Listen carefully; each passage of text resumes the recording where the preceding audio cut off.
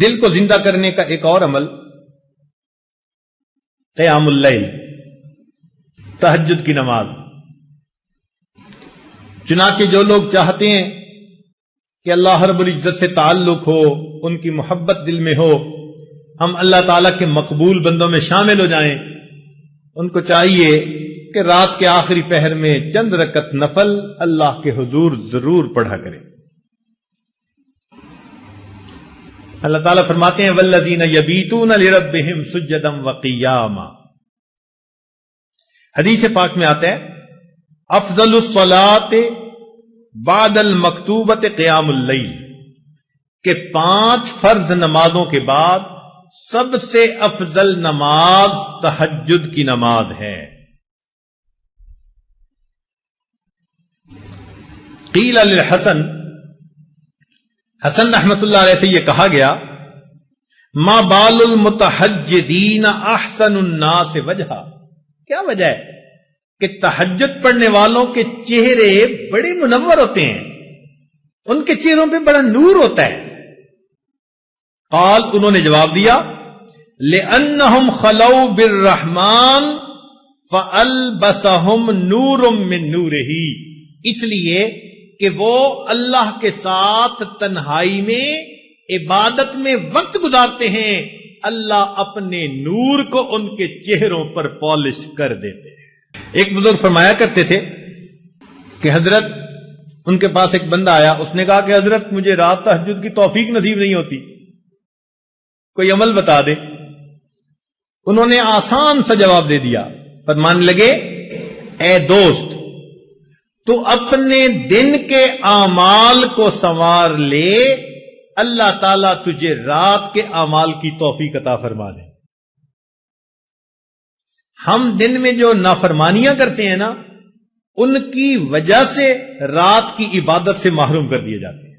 فقال لا تعصه بالنہار، تو دن میں اللہ کی نافرمانی نہ کر، وَهُوَ يُقِيمَكَ بَيْنَ يَدَيْهِ بِاللَّيْلِ، تو دن میں اس کی نافرمانی نہ کر، وہ تجھے رات میں قیام کی توفیق عطا فرما دے۔ یروی عن سفیان ثوری،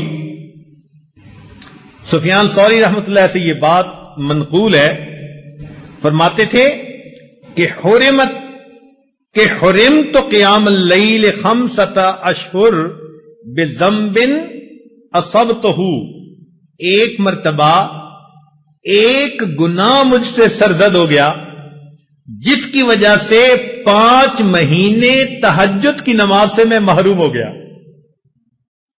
اور پتہ ہے وہ گناہ کون سا تھا؟ فرماتے ہیں گناہ یہ تھا کہ ایک نوجوان دعا مانگتے ہوئے رو رہا تھا، اور میں نے اس کی طرف دیکھ کر گمان کیا کہ یہ ریاکاری کر رہا ہے۔ میں نے اپنے دل میں اتنا سوچا ریاکاری کر رہا ہے۔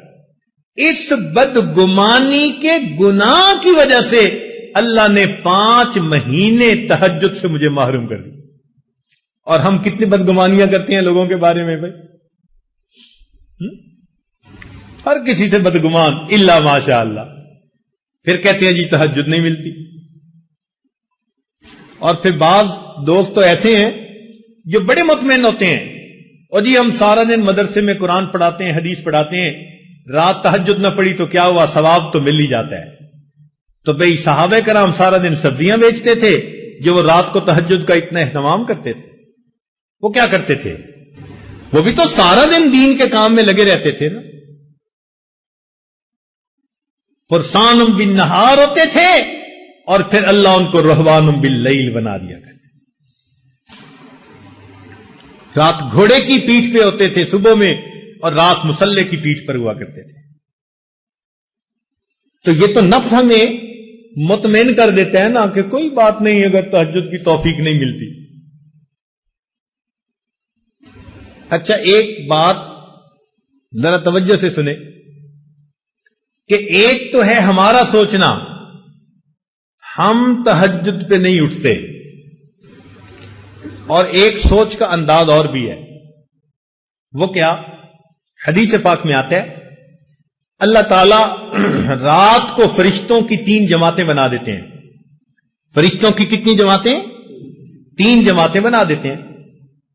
एक जमात को कहते हैं कि देखो फलां फलां मेरे मकबूल बंदे हैं, तुम जाओ और इनको पर मार के जगा दो, ये तहज्जुद में उठने का वक्त है, ये उठेंगे मुझसे मांगेंगे, मैं परवरदिगार इनकी झोलियों को भर दूंगा। चुनांचे ये लोग सोए हुए होते हैं, न घड़ी का अलार्म न कोई और, अचानक उनकी आंख खुल जाती है।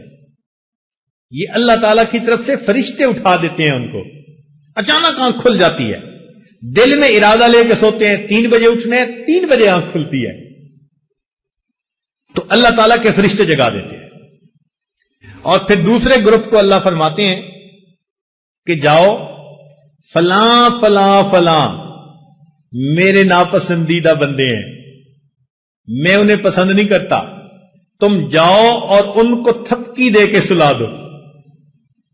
ये मेरे नेक मकबूल बंदों के उठने का वक्त है और मैं नहीं चाहता कि इस मौके पर ये मुझे अपनी शक्ल दिखाएं। रात के 1 बजे तक जागते रहेंगे, 2 बजे तक जागते रहेंगे, जब तहज्जुद का वक्त शुरू हो जाएगा नींद आ जाएगी। आप शादी ब्याह पे देखें, लोग प्रोग्राम बनाते हैं, आज शादी की रात है जी, सारी रात जागेंगे, सारी रात नहीं जागते।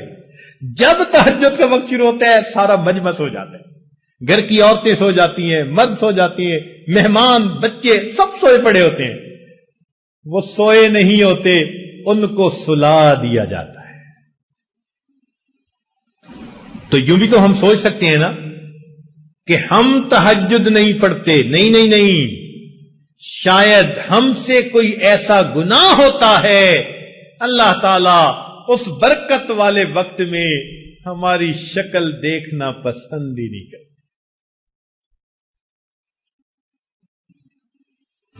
तो ये असबाब हैं दिल को जिंदा करने के।